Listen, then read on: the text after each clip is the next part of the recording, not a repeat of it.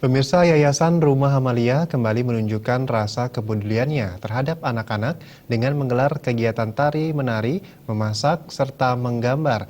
Kegiatan ini diyakini dapat memberikan manfaat pada anak-anak untuk mencapai keseimbangan tubuh dan jiwa dan dapat memperbaiki pandangan hidup dan fungsi pemulihan trauma.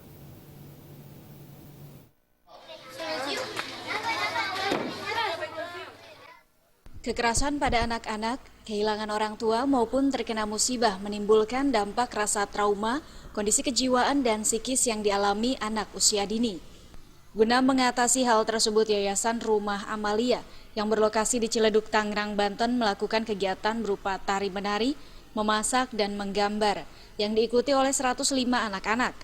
Anak-anak tersebut terlihat senang mengikuti kegiatan tersebut, khususnya tari-menari. Puluhan anak-anak dengan semangat melakukan gerakan tarian saman yang berasal dari Aceh. Kegembiraan dan kebahagiaan terpancar pada raut muka anak-anak tersebut. Khususnya untuk tari menari, diyakini sangat efektif menghilangkan rasa trauma anak. Karena bersifat rekreatif, sehingga dapat membantu seseorang mengekspresikan emosi diri. Melalui terapi tari yang bersifat rehabilitasi ini, anak-anak mencapai keseimbangan tubuh dan jiwa dan dapat memperbaiki pandangan hidup dan fungsi pemulihan trauma. Ketua Yayasan Rumah Amalia Muhammad Agus Syafi'i mengatakan ada banyak manfaat yang didapat dari anak-anak ketika melakukan kegiatan tari-menari. Salah satunya adalah terapi tari dapat bersifat dinamis dengan melibatkan gerakan motorik yang secara perlahan dapat memulihkan rasa trauma. Dan juga anak-anak itu kan pada kondisi tertentu ada peristiwa-peristiwa yang kemudian membuat mereka traumatik. Sehingga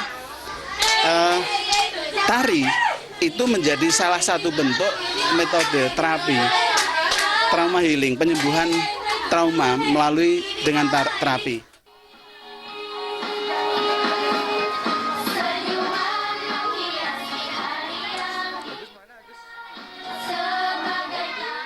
Dari Ciledug, Tangerang, Banten, Rudi Wijaya dan Ketut Sumadiaso.